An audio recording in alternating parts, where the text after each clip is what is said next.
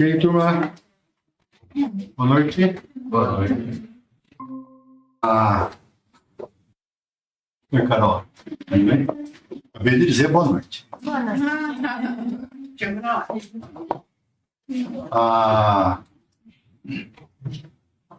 Não sei que história é essa de tirar férias. O Vinícius tirou férias. E aí eu quero assumir para nós na terça-feira.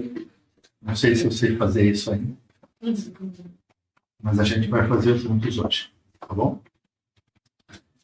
Então, acho que o tema da aula hoje tem a ver, na verdade, com o tema da aula magna, né? Da doutora Carol, que vai falar de hemorragia subaracnoideia, história da doença e novas evidências no tratamento. Tem aí uma trajetória da doença, provavelmente, né? E a Tami, coitada, tadinha, não é coitada, mas resolveu um problema nosso, né? Nós distribuímos o artigo para ela só no apagar das luzes de domingo. E na última hora ela recebeu um artigo que a Jane escolheu para poder fazer par com a aula hoje. E acho que vai ficar bem legal. E ela já me disse que deu conta, né? E acho que vai ser uma boa introdução ao tema de hemorragia subaracnoideia. Ok? Ela vai apresentar o trabalho, depois nós discutimos, depois a Carol vem falando as novidades, as antiguidades e as novidades da hemorragia subaracnoideia.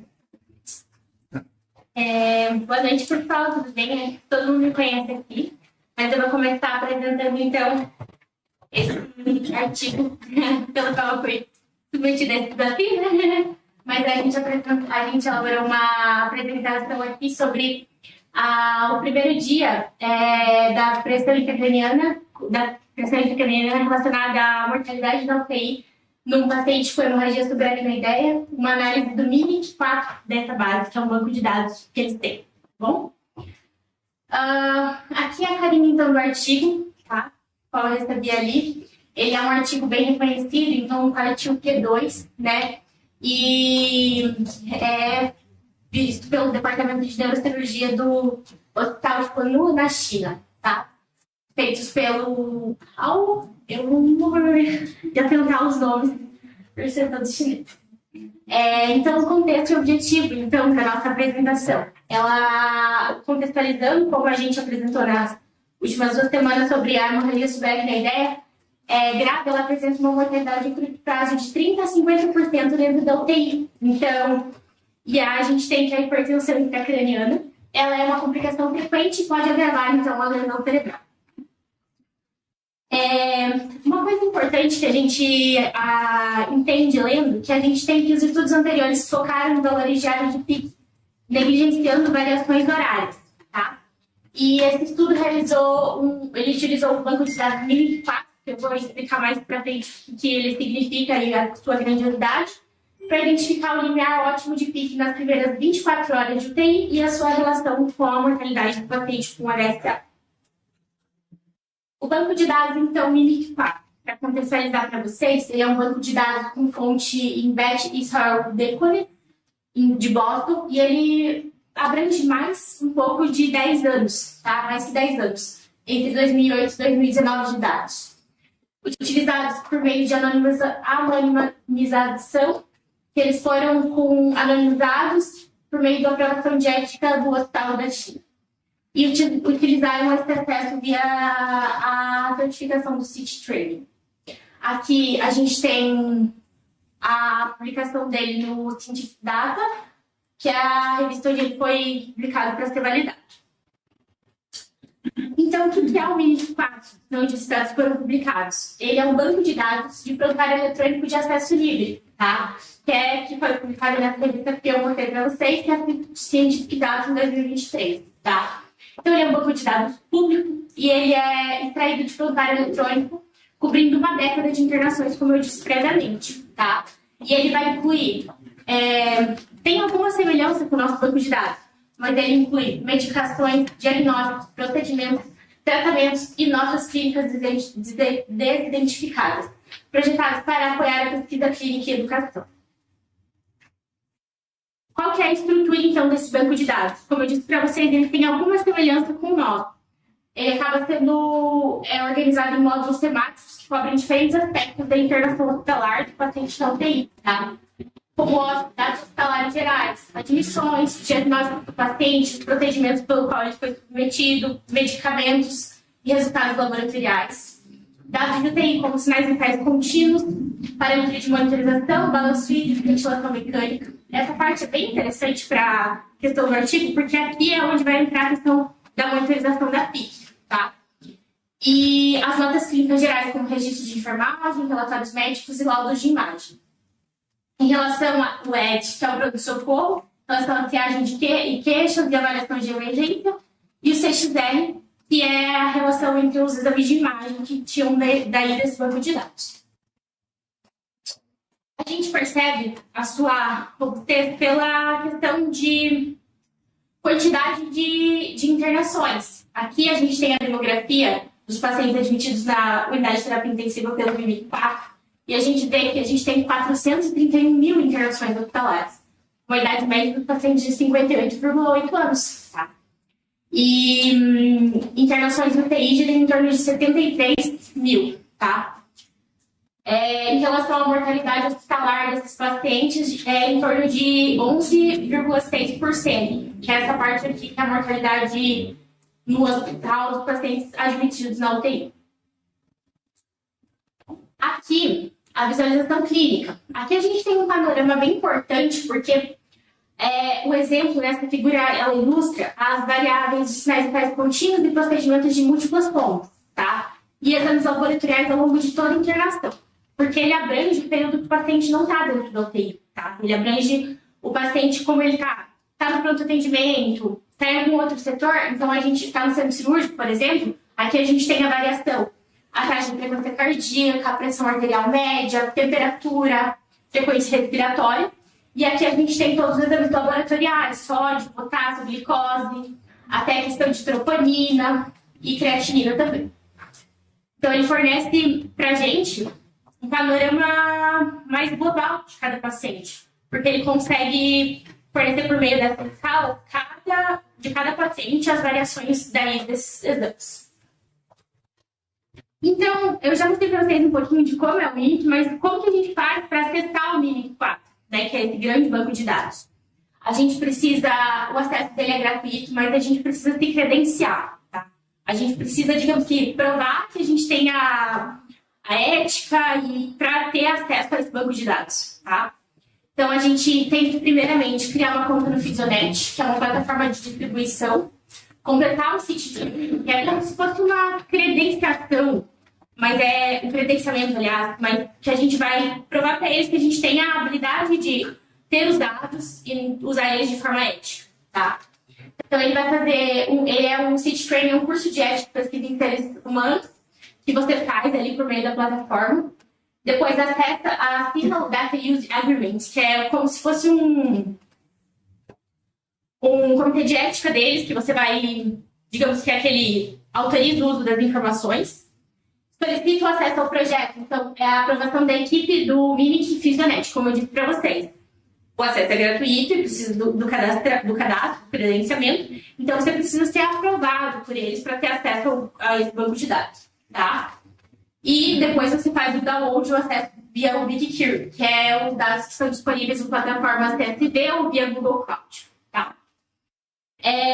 Nesse estudo, no estudo foi obtido o acesso pela certificação e com a aprovação do Hospital da China, tá? Essa daqui é a carinha do site ali quando você entra, né, pelo MIMIC. E aí, por que tudo isso era importante de ser dito até agora, né, no contexto desse estudo? Por que foi importante? Pelas tabelas do módulo SPU, a fonte de dados contínuo de PIC, com registro a cada hora. Como eu disse para vocês, no artigo ele vai avaliar a variação de PIC nas primeiras 24 horas para determinar a mortalidade dos pacientes em 30 dias e no desfecho clínico, desses pacientes que tiveram hemorragia subaracnoideia. Então, por que é importante esse banco de dados? Porque por meio dele, a gente vai conseguir ter o valor, né, de cada PIC aferida, por exemplo. E daí nele a gente vai conseguir os registros a cada hora. Ele coloca esse temporal, porque a gente vai ver que isso é uma questão de outros estudos também, que já tinham sido ditos antes, mas não tinham validado um valor específico para a pressão intracraniana no primeiro momento, em especial nas primeiras 24 horas. Tabela de admissão. Então, a gente vai ver dados de admissão, desfecho hospitalar e o tempo de internação. A tabela ICU State, que identifica as internações de UTI e datas de entrada e saída. A tabela Patient, que diz sobre idade, sexo, que são dados demográficos. E a tabela Labelments, que diz sobre os valores laboratoriais. O que foi feito, então? Eles pegaram esse banco de dados e eles filtraram. Dois principais filtros foram usados. Que é o diagnóstico de HSA, então eles viram pela classificação do CID, e a monitorização de PIC no primeiro dia de UTI com uma idade maior ou igual a 18 anos. Tá? Tudo isso resultou, depois de aplicar esses filtros nesse banco de dados grande, ele resultou em 176 pacientes incluídos. Tá? A gente já vai discutir um pouquinho mais para frente desses 176. O desenho do estudo foi uma corte retrospectiva, como a gente viu, são dados que já aconteceram, foram coletados após, que permitiu observar a história atual e a correlação entre variáveis de exposição de PIC e desfecho ao longo do tempo.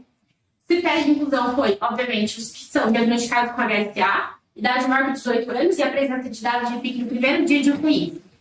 Então, vocês podem já imaginar que os pacientes que não tinham ali anotado quanto que era a PIC do paciente nos primeiros 24 horas de UTI não entraram no estudo, né? Então, como eu já disse, a exclusão. Então, permanência de menos de 24 horas. Se eu não tenho anotado a PIC, se eu não tenho internamento mais de 24 horas, eu não vou ter a PIC mais posterior, né? Ausência de registro de PIC ou dados clínicos incompletos. Esses foram os fluidos do estudo. Aqui, essa tabelinha tinha na carinha do artigo, né, a figura 1. E a gente só explica um pouquinho do que, na verdade, já tinha sido dito, mas é que a idade dos pacientes era de menor que 18 anos foram excluídos, que não eram a primeira admissão na UTI, também foram excluídos. Intervalo no hospital mais de 48 horas. Permanência na UTI menor do que 24 horas como consequência também foram excluídos. E quando a monitorização da PIC estava incompleta ou tinha uma lacuna ali em relação a isso, também era excluído. Como consequência, depois de ter aplicado todo esse filtro, né, esse filtro mesmo, né, foram incluídos 176 pacientes de 1.143 registros iniciais. Aqui os métodos de processamento de dados. Aqui a relação dos registros contínuos de PIC que foram extraídos do MIMIC-4 e arredondados para o ponto horário mais próximo. Então, doutor, eu tenho um valor de PIC aqui que eu anotei. A técnica anotou o valor da PIC. Mas era 3h40, por exemplo. Eles arredondam para o valor mais próximo, 4 da tarde, e assim colocam daí a questão da variação nas 24 horas. E os valores ausentes foram imputados via interpolação. Foram aplicados foram aplicados índices para determinar o número ótimo de clusters. Já vou explicar um pouquinho mais para frente o que são os clusters e como que eles dividiram, então, depois de descobrir cada valor de pressão intracraniana. Análise estatística, então. Variável de desfecho. A morte na UTI, né, principalmente, e a morte em 30 dias. Com variável de idade, sexo, Glasgow, e TOPA, né, que sabe? E o efeito de tratamento foi estimado por Propensity Score, com a ponderação inversa de probabilidade. E os pontos de corte para PIC médio e PIC variância foram determinados pelo software System. Significância estatística de P menor que 0,005 e a taxa de falsa descoberta controlada pelo método. Então, as características da coorte. Como eu já disse anteriormente, eu acho que nesse momento seria melhor até mostrar a tabela 1, que é o próximo slide, mas aqui a gente viu que 176 pacientes foram incluídos, 58% eram do sexo feminino, idade média de 58,8%, e 74 pacientes com a doença mais grave, então tinha um Glasgow um pouco mais baixo, né? E 38,1% dos pacientes foram classificados como HUNT-HES, WFNS, grau 4. Então tinha um Glasgow de 7 a 12, e a corte refere uma população de HSA com grave e com uma alta proporção de casos críticos. Então, é em questão disso, né, que os pacientes que tinham HUNT-HES e WFNS mais alto, né, um grau mais elevado, eles tinham uma população, eles eram uma população com Glasgow com consequência mais diminuto e eram mais graves. Aqui a gente tem a tabela 1, que a gente consegue ver mais especificamente. Aqui a gente tem o número total da coorte, são os 176 pacientes. Aqui é dividido em grupo 1 e grupo 2, tá? O grupo 2, você pode perceber que ele ficou menor ou igual a 14, a pique dele nas primeiras 24 horas. A gente pode perceber que a gente teve em all, né, que seria todas as mortes, 27,9%, tá? Contra em pacientes que estão ali no grupo de pressão intracraniana mais elevada, né, que persistiram nas primeiras 24 horas, tiveram a pique 14 ou mais, eles estavam contra 73,6%. Isso, 63,6%. E o que significaria esse FDR aqui? Esse FDR é o Fault Discovery Rate, que significaria o filtro de qualidade. É como se fosse um valor de P para a validade desse estudo. E a diferença entre o grupo 1 e o grupo 2 é considerada altamente confiável. Em relação aqui, que apesar de o grupo 1 apresentar apenas 12,5% da amostra, a queda do Glasgow é estatisticamente robusta. E a elevação da pique acima de 14 não é evento isolado, mas tem parte de um colapso neurológico sistêmico. Explicando isso, basicamente, eles viram que os pacientes que tinham a pique mais elevada nas primeiras 24 horas também eram os pacientes que tinham um Glasgow mais baixo. Como consequência, então, a gente pode indicar isso que a gente não estava olhando o valor do P simples. E, então, eles eram pacientes com consequência mais grave, que, então, teriam mais mortalidade nesse grupo. E os dados da tabela 1 foram submetidos à relação do FDR, que confirma a diferença de mortalidade entre grupos de PIC, que são achados significativos robustos, e não de estudo de ruído estatístico, tá? Em relação a PIC médio, o que seria? Mas colocando a relação conceitual mesmo, porque a gente colocou em várias partes, né, da apresentação, eu coloquei aqui a diferença entre PIC médio e PIC variância, tá? Então, a PIC média é a média aritmética de todos os valores de pressão intracraniana registrados ao longo das primeiras 24 horas. É o nível base da pressão e ela indica de forma geral se o cérebro está sob uma pressão constantemente elevada, tá? E a PIC variância é uma medida estatística que indica os valores de pressão oscilam muscular em relação à média, tá? E ela representa a instabilidade da pressão. Então, PIC média, a média aritmética do valor da pressão. Eu vou ter mais ou menos a média de quanto que ficou ali, se ela está mais elevada ou não. A variância é a que pula dessa média, tá? É a pontos mais de instabilidade, tá? E uma variância alta significa que o paciente teve muitos picos e quedas bruscas em relação à hemodinâmica neurológica. E uma variância baixa significa que a pressão ficou estável. Mesmo que se tivesse alta, ela não oscilou muito. Aqui eu trouxe para vocês os clusters, que já foi colocado antes, mas que não foi explicado, tá? Então, aqui a gente fez o mapeamento da PIC hora a hora, pelo algoritmo, e 4 distintos de perfil de pacientes com HSA nas primeiras 24 horas. É como se ele fizesse uma divisão dos pacientes que tiveram a PIC mais elevada, moderada, persistentemente elevada, e classificasse eles nessa coorte, para saber quantos por cento de cada cluster teve ali, tá? Em relação ao cluster 1, é aquela PIC que ficou baixa e estável. E a gente viu que 61,9% dessa coorte ficaram nesse cluster, tá? Uma média de 9 milímetros de mercúrio e uma baixa variância. Então, a PIC ficou ali no valor baixo e estável. O cluster 4, ele é 25,6%. Então, é aquela PIC que ficou em média de 9, muito baixa e estável. O cluster 3, a gente viu que ele é alto e constante, então 9,7%, uma média em torno de 19%. E o cluster 2, que é o 2,8%, que é o alto e volátil, que a média é maior que entre 19, né, com picos dramáticos de variância. Aqui a gente tem a comparação entre clusters, que revelam diferenças estatisticamente significativas tanto na PIC média quanto na PIC variância. E apenas no cluster 1 foi observada a relação significativa entre a PIC média, destacando a heterogeneidade do padrão da PIC na HSA. Tá? Então, a maioria a gente pode ver que dos pacientes tiveram uma PIC do cluster 1 e do 4. Então, uma PIC média de 9, com uma baixa variância. Tá? E aí, os pacientes, como consequência, 2 é o que tem alta variância e o 3 é o que tem a PIC média mais elevada, né? Um valor persistentemente maior do que 19. Entre 19, né? Não maior do que 19. O ponto de corte 14, tá? Esse software identificou que 14 milímetros de mercúrio era um ponto de corte ótimo para a PIC média e 43 para a PIC variância. Aqui eu acho que talvez está uma das partes mais importantes, né? Por quê? Pacientes com uma PIC média maior ou igual a 14 nas primeiras 24 horas apresentaram sobrevida significativamente inferior. Então, o que isso significa? Que nesses pacientes com HSA nas primeiras 24 horas que foram imputados desse banco de dados MINIC4 que ficaram persistentemente maiores do que 14, eles tiveram uma sobrevida inferior, tá?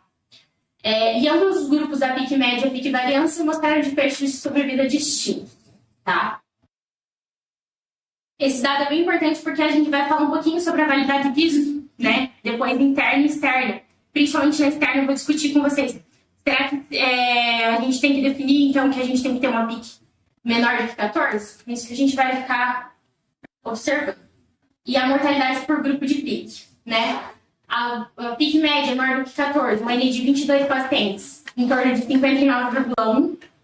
Na UTI, 16,9% em pacientes com uma PIC média menor ou igual a 14, um N de 154. E a mortalidade geral na UTI, 39 pacientes de 176 daqueles estudados. Tá? E após a correção pela causa descoberta, a mortalidade e o Glasgow mínimo foram as únicas variáveis significativamente diferentes entre os grupos de PIC média. Tá? Então, a gente percebe que a mortalidade é bem mais elevada no grupo que manteve uma pressão arterial intracraniana, pressão intracraniana mais alta nas primeiras 24 horas. Tá? Aqui, preditor independente de mortalidade média. Ela apresentou o maior odds ratio em todas as variáveis incluídas na análise multivariada. Então, que o efeito médio variado, o efeito médio de tratamento baseado na PIC média foi estatisticamente significativo, enquanto a PIC variância não alcançou a significância global.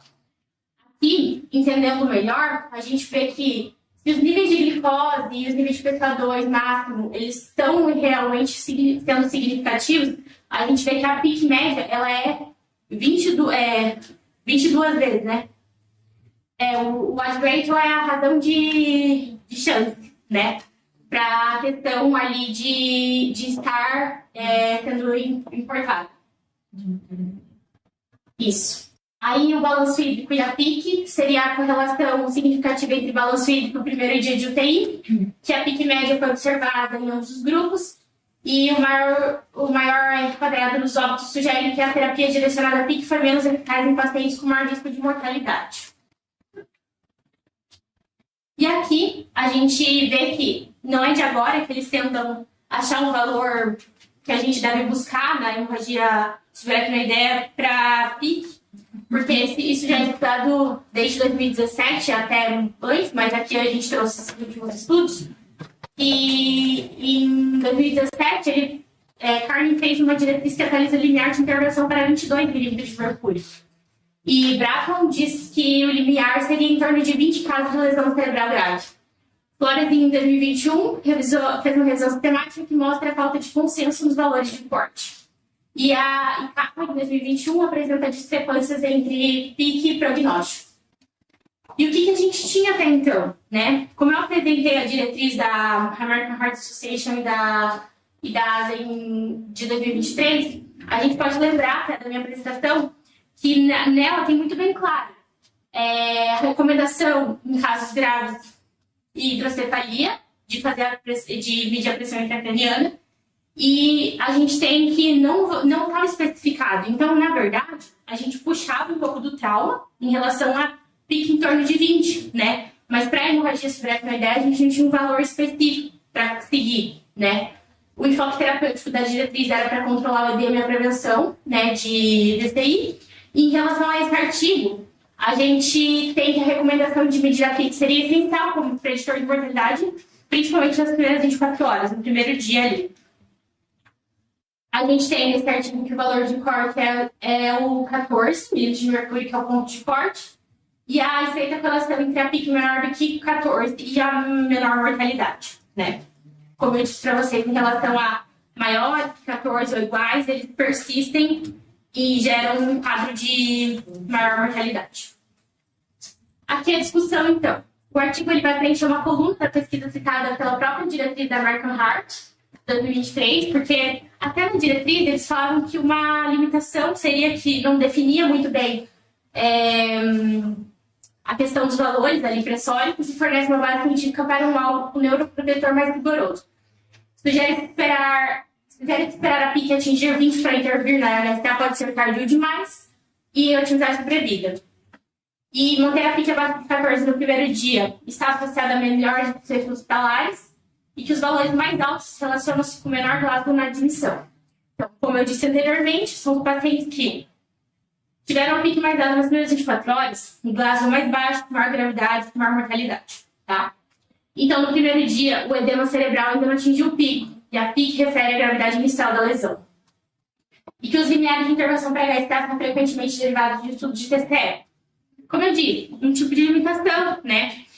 Porque se a gente pensar que a patologia é fisiopatologia de um TCE, de uma HSTA, são diferentes, a gente também tem que personalizar o tratamento para cada individualização, o que pode introduzir limitações, dados que HSTA e TCE têm fisiopatologias diferentes.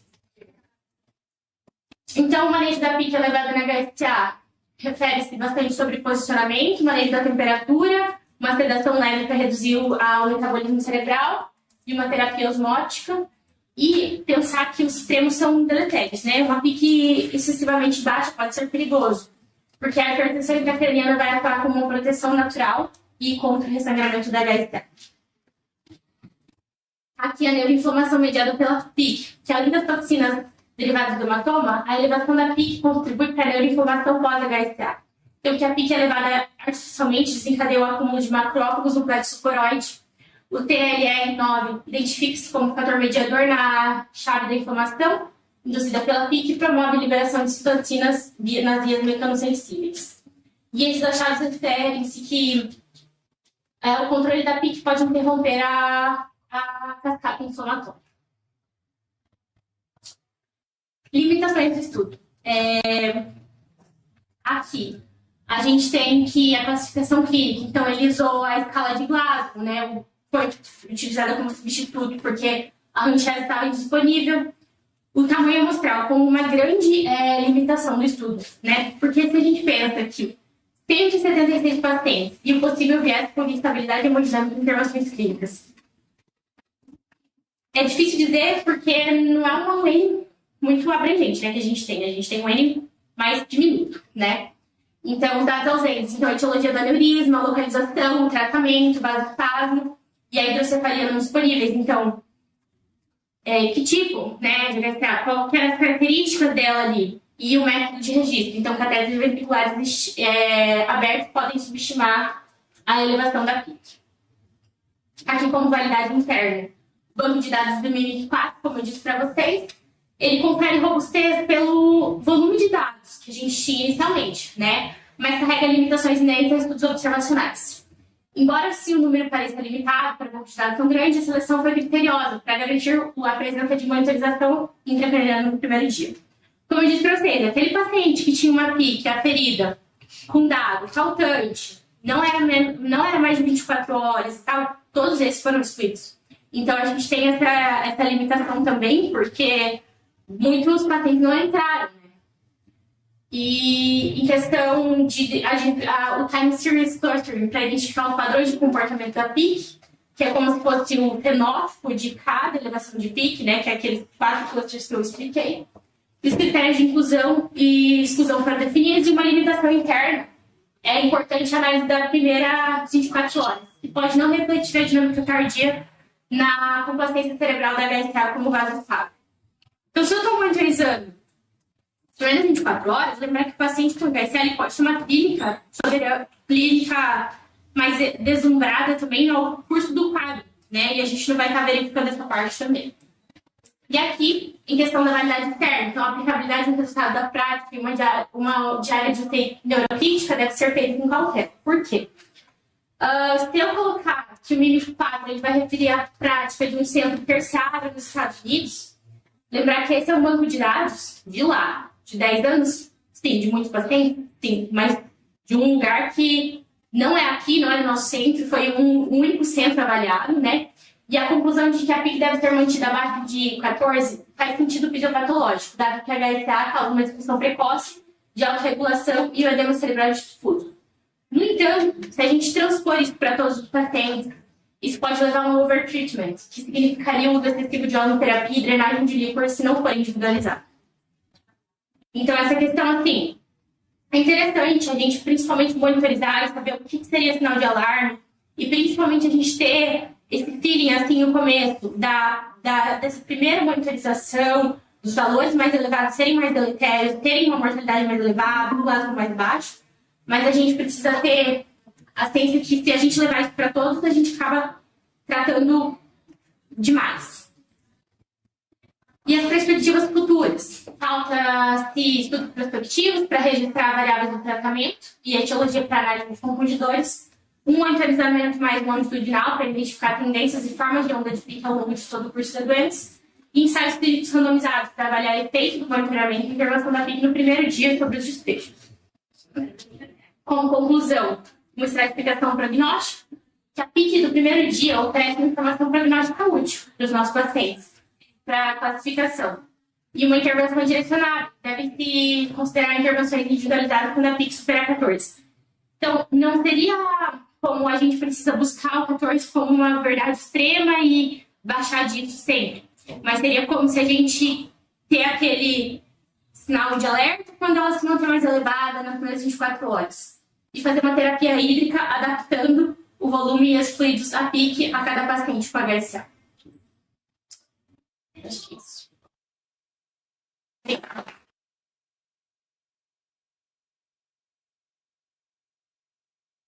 Muito bem. Tudo bem, tá comigo, Daniel. Bom, acho que a primeira coisa é assim. Eu fico com orgulho quando vejo uma apresentação dessa. De verdade. Né?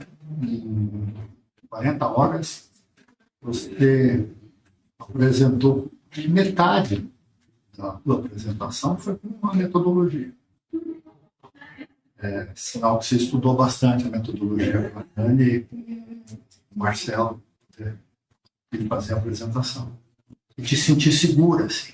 Então, acho que a nossa residência não só ensina a fazer, mas também ensina vocês a pensarem, interpretarem trabalhos, fazer análise crítica, o que é fundamental. A descrição da metodologia que você fez foi ótima. Eu vou discutir bastante com vocês, mas eu queria talvez que você contasse um pouquinho do MIMIC. Né?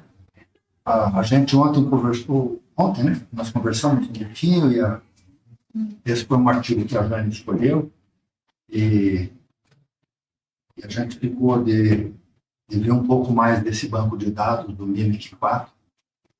Um banco de dados, esse MIMIC 4 eu acho que ele é de 10 anos, 2008... Até 2019, eu acho. 2019, 12 anos. O Beth Israel é um dos principais hospitais de Boston, é um dos hospitais da Harvard. E, enfim, tem uma área acadêmica muito forte, tem uma quantidade enorme de dados. É legal que eles tenham, em determinado momento, disponibilizado isso, né, para ter acesso público, né, de forma completamente anonimizada e com os dados coletados seguindo a LGPD americana, que é a HIPAA. Né? Quer falar um pouco, Jane? Então, o Mimic ele é uma colaboração desse hospital, né, em Boston, que é o Beth Carroll Diaconess Medical Center, com o MIT, né? Então, acho que ele usa a questão de tecnologia, né, que é uma instituto de tecnologia, e é um banco de dados que faz parte da rotina desse hospital, né? Eu acho que vocês devem estar, então, pensando em outro banco de dados que vocês veem todo dia aí na rotina, que é o nosso banco de dados. Então, ele é aberto, né, como a Tami já explicou, para o público. A gente tem que fazer um treinamento ético para ter acesso a esse banco de dados e ter a certificação. E também assinar uma certificação, né, que a gente não vai também divulgar o dado de forma antiética.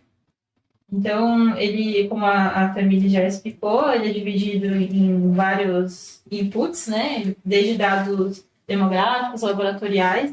Só que o interessante é que ele não só fica na UTI, ele pega a internação inteira do hospital, né? E são muitos dados, né? Acho que a Tamiri também colocou lá, né? 73 mil de admissões de UTI até o momento, né? Que foi publicado em 2023, então deve ter extrapolado esse número. Em 2023, eles publicaram um artigo na Nature, nessa parte de Scientific Data, para contar como eles fizeram o Mimic. E naquele momento eles tinham esse tanto de dados, imagina agora, 3 anos depois, né? E é bem interessante que a Tamires mostrou lá, que ele traz esses gráficos, né, dos dados. Ela mostrou só um exemplozinho bem básico lá de laboratoriais e pressão, enfim.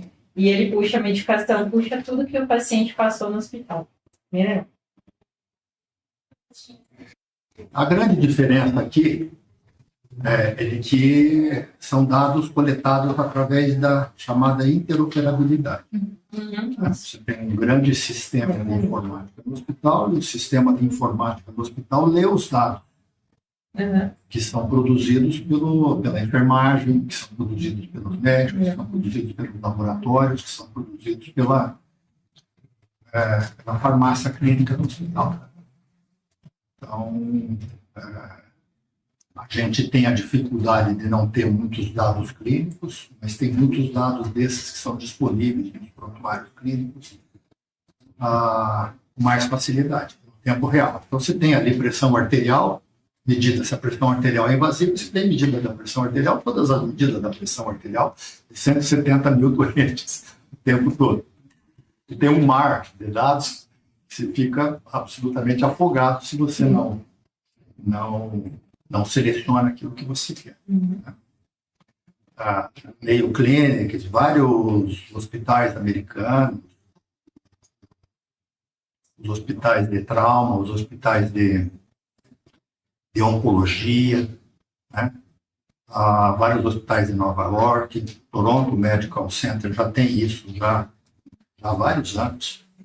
Aqui no Brasil já tem hospital que tem já há vários anos, o Moinhos de Vento em Porto Alegre faz isso rotineiramente. Nós tentamos aqui num determinado momento a adquirir esse programinha que faz a interoperabilidade, de ter isso de uma forma direta.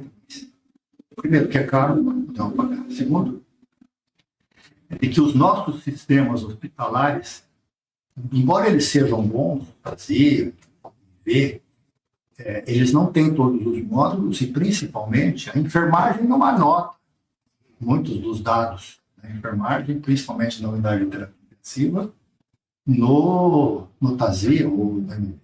Então, não dá para poder capturar esses dados de diurese, de pressão arterial, de temperatura, né?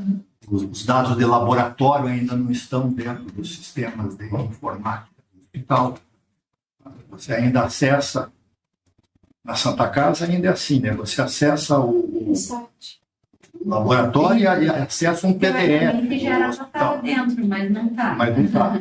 No INC também é do mesmo jeito. Você acessa o LANAC, mas é um PDF do LANAC, né? Que essa ligação ainda não está, embora você acesse via computador, não é o sistema de informática do hospital que lê isso. Para poder mostrar que a gente aqui, pode ser que num determinado momento a gente consiga incorporar dentro do nosso banco de dados esses dados que são produzidos também. Nesse momento, isso não é. Okay? De qualquer forma, teve um chinês que, num determinado momento, disse assim: eu vou estudar a relação que existe entre a pressão intracraniana das primeiras 24 horas nos doentes com agência paranoideia. Onde é que eu vou estudar isso? Eu vou pegar o banco de dados do BET de Israel Livres e vou ver o que dá, se isso funciona ou não funciona. Muito bem. Quem que é um R1 que quer começar a comentar isso? Juliana Krause. Ju. Eu acho O que você achou? Como é que foi? Você acha que o trabalho foi feito? Um pouco da metodologia? eu acho muito interessante. Eu acho que é um trabalho que demanda muito cuidado, porque pode ter muito erro, não erro, mas, por exemplo, que nem a nossa API. A gente sabe que às vezes não está bem treinado. Porque é uma coisa assim, se interpretar vários pacientes no banco de dados a longo prazo, eu acho que é bem difícil. Você já viu um web com monitorização de pressão? Ele tossiu alguma vez? Sim. E daí o que acontece com a pressão? Ele separou isso, a pressão que constava, as variações de pressão. Tem algum momento específico que ele definiu para poder fazer a implementação? Explicar os dados? Todo mundo que tem a monitorização de pressão intracraniana por menos 24 horas, ele colocou uma quantidade. Foi isso já? Foi? Sim. Sem nenhuma... Maior Isso é uma coisa, um efeito importante, né? Na hora que você vai medir se o controle da pressão intracraniana tem alguma relação com o desfecho ou não, tem um jeito certo de você poder anotar essa pressão intracraniana, né? Carol, provavelmente em cabeceira elevada ou não? Como é que é? Cabeceira elevada, sempre a 30 a 45 graus, mas você tem que fechar, dever por 15 minutos, zerar e aí aferir. E se você deixar ela monitorando o tempo todo... Às vezes, 24 horas, a pressão intracraniana fica desse jeito, né? E aí você tira uma média de pressões intracranianas que foi por tosse, por agitação, né? A gente não zera mais desse doente. Na época a gente fazia por medida e todo mundo tinha. 38% dos doentes tinham plasma de 3 a 3. Doentes graves. Ok, então temos um defeito da pressão intracraniana. Embora a gente queira responder essa pergunta, se a pressão intracraniana nas primeiras 24 horas tem relação com o desfecho, essa medida, essa variável importante, ela está. Foi coletada no banco de dados com outros, não com o propósito de medir a pressão intracraniana. Ok. Quem mais quer fazer algum comentário? O Zé R1. Manuel. Coração bom.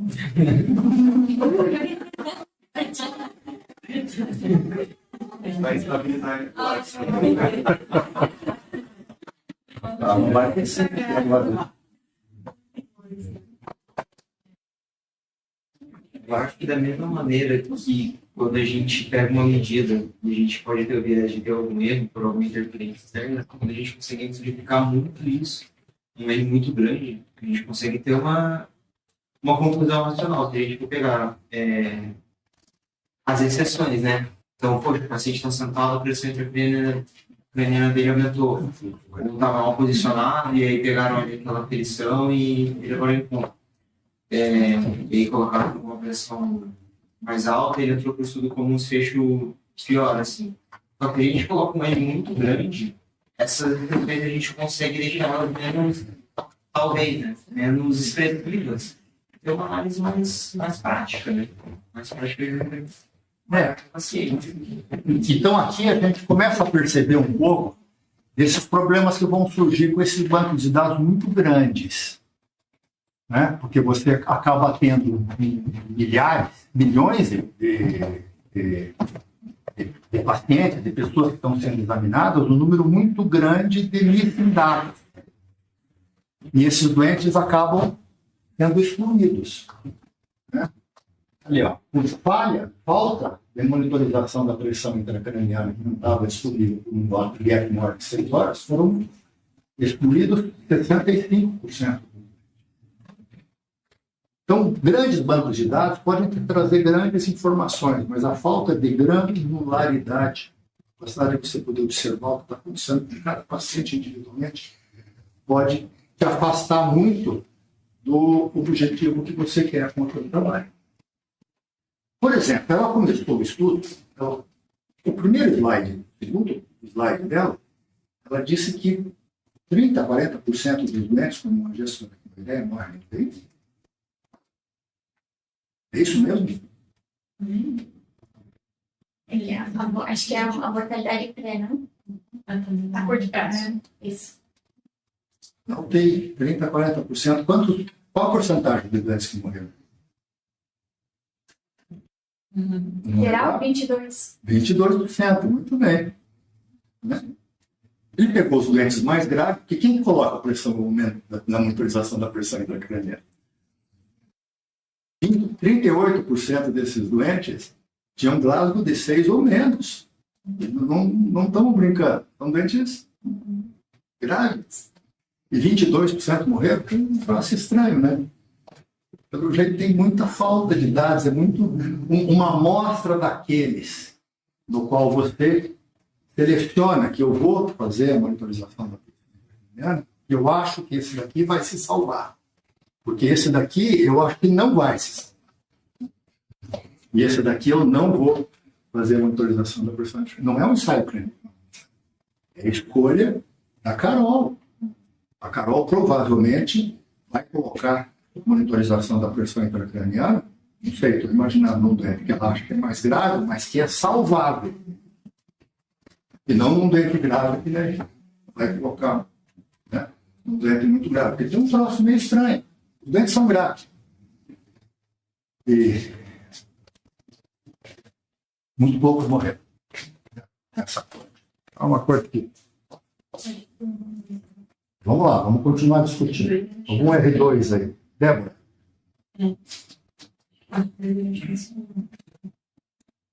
Débora.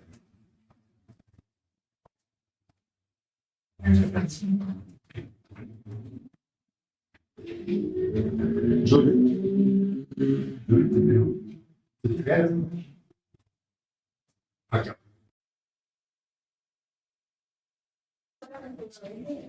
Estamos ainda na metodologia.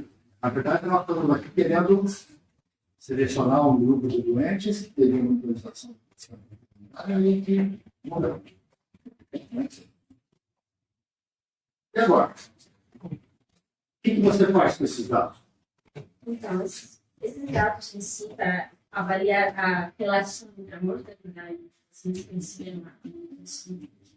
eu acho que não só provavelmente os dados que nós teríamos, não poderiam ampliar e considerar também se colocou no final, né, que a gente não poderia extrapolar esses dados para confiar ou para amarrar um número que permitiria realmente saber que ponto a gente permite uma atitude confiável, segura.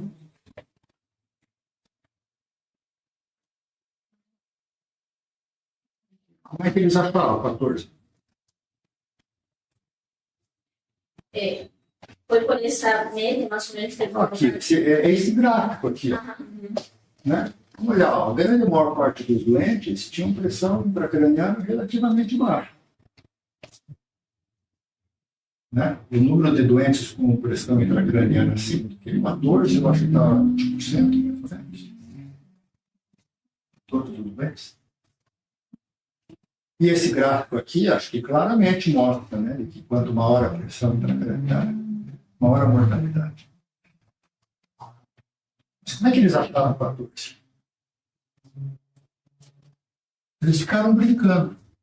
Vamos separar com 13. Não dá estatisticamente significativo. 14 dá estatisticamente significativo. 15 não dá. 16 não dá. Aí você brinca com o seu banco de dados. Mas ela é uma hipótese que você monta a posteriori. E não a priori. Se ela é uma hipótese que você monta a posteriori, ela vai dar certo. Sempre. Porque você vai escolher o nível de corte que dá estatisticamente significativo. Você não vai escolher um que não dá. Ela mostrou ali primeiro, lá no primeiro, a divisão de grupo 1 e grupo 2, né? Eu fiquei olhando aquilo e falei, essa pique de 14, mas da onde foi tirado isso aí? Por quê, né? Eu falei, O 14 é o... Está mostrando o teu... e do jeito que do erro lá que ela colocou também, é lá no tabela 1, se não me engano. Isso. Aí acho que deu o quê? 20%? Maior que 14, né? Era menos potente. É que, na verdade, assim, dos 176, os outros eram muitos menores do que 14, né? Teve uma porcentagem pequena, ficava no menor. E daí, geralmente, 73,6% deles, eles tinham all deaths, né? Que eram todos mortos. Então, tipo, da porcentagem dos 22 que faziam a pique mais elevada, Era 60%. era 70% que morriam. Agora a pergunta mais difícil de todas. Cadê a Vitória? Perguntou para você. Você acha que a pressão intracraniana, que é... Você acha que a pressão intracraniana de 16 está matando 17, 20? Nada a gente consegue dizer com certeza só com uma variável, né?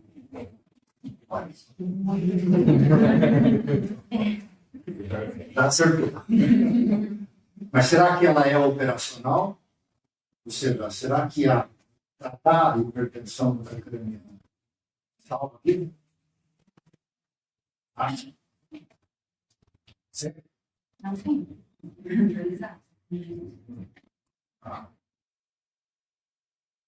Essa vai ser a pergunta que a Carol vai ter que nos responder. Ou será que ela é um marcador de gravidade? Quanto mais grave tiver a lesão intracraniana, mais alta vai ser a pressão intracraniana. E aí você acha que será que você tratar a pressão intracraniana, ela vai reduzir o risco de morte? Tratar a febre do doente, maior a febre, maior a mortalidade. Será? Alguém aqui quer fazer algum comentário sobre isso?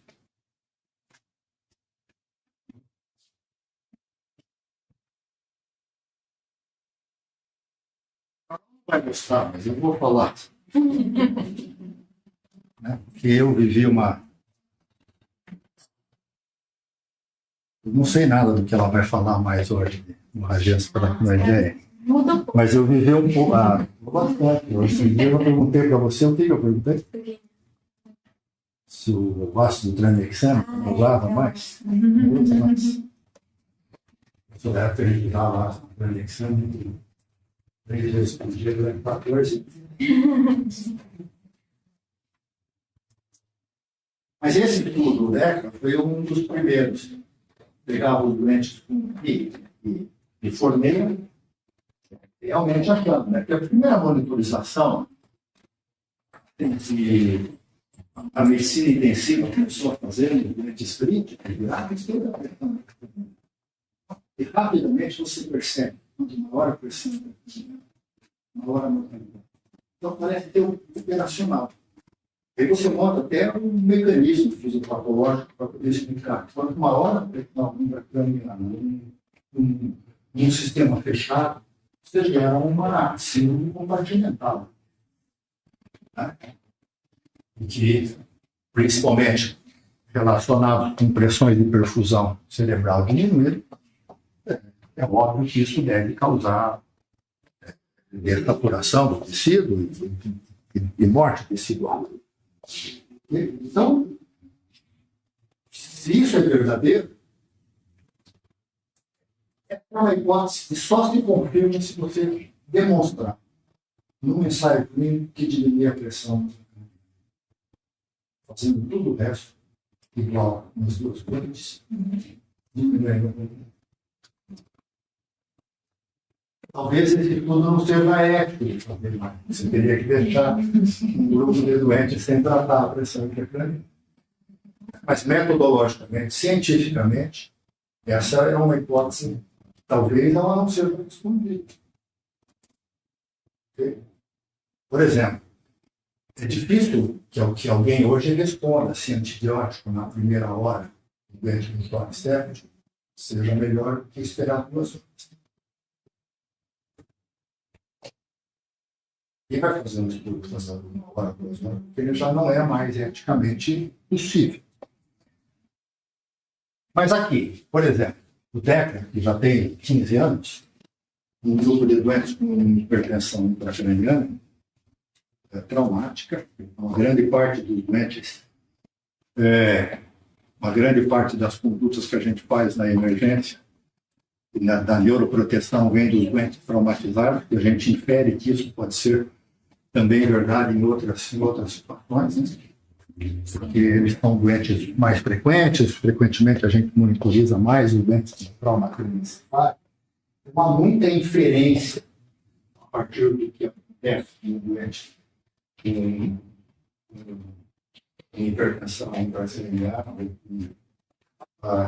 controle da doença induzida por trauma.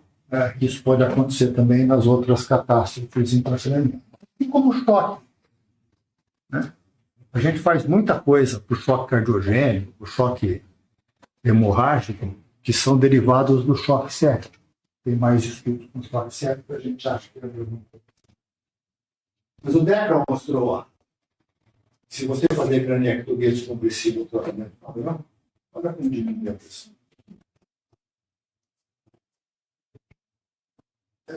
São 4 publicados no Bíblia. Isso não dá autoridade completa, mas nós estamos falando de estudos assim, que não foram passados por livros importantes.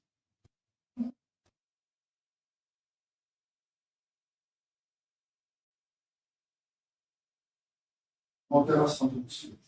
Tiveram um pouquinho mais de tempo.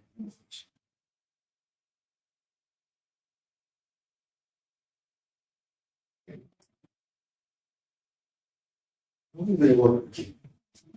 Eu gosto muito desse, né? Durante muito tempo, a gente criticou fazer hipotermia. Quando você faz hipotermia, realmente, já está, todos eles com hipertensão.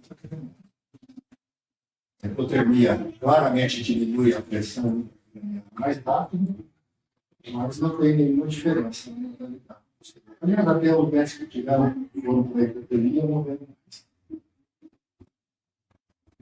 Esse é o Neuroterm 32, 38. Tem outro que é o Best Trip. O Best Trip é uma ideia do Randolph Chestnut, aquele primeiro autor que está ali. Eu diria para vocês até que o nascimento da medicina intensiva neurológica foi esse cara que fez, quando ele publicou em 1993. Ele publicou um artigo assim, no décimo traumatismo cranioencefálico, aqueles que fazem hipotensão arterial morrem 2 vezes mais algum número assim, aqueles que não fazem hipotensão. Se eles fazem hipotensão e hipoxemia, eles morrem 3 vezes. Trauma cranioencefálico, vocês sabem disso aqui. Um dia com traumatismo cranioencefálico não pode fazer hipoxemia nem hipotensão arterial. Okay? Mas a gente não sabia antes de 1990. Então, a partir de 1993, surgiu a ideia dos 3H, 5H, 10H, vocês fazem hoje, né, obsessivamente para fazer neurotransmissão. E ele veio com uma outra ideia de dizer assim, olha, será que os doentes que têm uma lesão cerebral traumática, eu preciso de fazer medida da pressão? Ou não? Eu posso fazer com grupo e não fazer com outro. Mesmo com sinais de hipertensão e não medir. Eu levo para a imagem, levo para a topografia e trato clinicamente. Eu não faço dose de manitol. Eu faço produção sanguínea hipertônica, hiperventil. Baseado em dados clínicos. Não clínicos. Isso tudo não era possível de fazer nos Estados Unidos. Eu veio fazer aqui na América Latina. Tem diferença. O resto da utilização da pressão intracraniana apenas sobrevive um pouco mais. Na hora que você morre. Você não esteja fazendo nada. Você está me vendo. O que eu quero dizer aqui é só. Será que a pressão ela é operacional em desenvolver, causar morte? Existe uma morte atribuída, né, para a pressão? Ou não? Ela é só uma. Ou não? Ela, a partir de um certo nível, ela é operação. Provavelmente a Vitória matou a charada. Então, esse é o caminho, depende do doente, ou depende do nível de pressão, mas sinceramente eu não acho que seja 14. E nem acho que esse trabalho possa ser suficiente para poder mudar a conduta e dizer que a partir de 14 vocês vão ficar fazendo manitol, vão fazer hipertônica, né? Ou, sei lá, esse ainda faz ser nectomíase compressivo, lesões globais não, só para localizar. Isso. Depois do DECA teve o RESCUE-ICP e o RESCUE. O RESCUE-ICP também. Mas DECA é lesões heterogêneas, né? Craniates compressiva Localizar. lateral. Então, para essas lesões localizadas, elas fazem um efeito massa, que leva a um aumento da pressão intracraniana. Mas, além disso, elas deslocam o tecido. Elas causam lesões adicionais, né? Podem causar aquelas lesões no cérebro, na tenda do cerebro. Então, daí são situações diferentes. Não é para pressão, mas uma descompressão para poder dar espaço para o tecido poder voltar para a sua posição normal. Você olha para uma tomografia e vê um hematoma no hemisfério cerebral com aquele desvio da linha média, imagine quanto de tecido está sendo distorcido. Por aí. É difícil de dizer, né, Tânia, de que a gente vai, nesse trabalho, utilizar 14, levando uma série de coisas, né, em consideração. A seleção da amostra ela foi feita através de uma análise retrospectiva, foi convencional, foi muito baseada naqueles dados que estavam disponíveis, né? É uma seleção de uma amostra que parece meio estranha, com uma mortalidade, mesmo no Black Kids, ok, mas 22% para os doentes graves dessa natureza. E você daí, é claro, tem uma curva mostrando uma coisa que, sinceramente, talvez a gente já esperasse. Mas daí, você retirar de que essa curva ela é a causa que está levando a mortalidade é um passo muito longo. Porque daí precisa ser feito com um estudo de melhor qualidade. Né? Aí a gente repensa outra vez. Né? Um grupo chinês, você está lá no computador, entra no banco de dados, lança uma hipótese e vê o que está disponível. São muitas Né? evidências. Embora seja uma iniciativa fenomenal, ela tem muitas fraquezas para a gente poder imaginar que esse 14 vai ter a conduta que vocês vão fazer a partir dela. Por?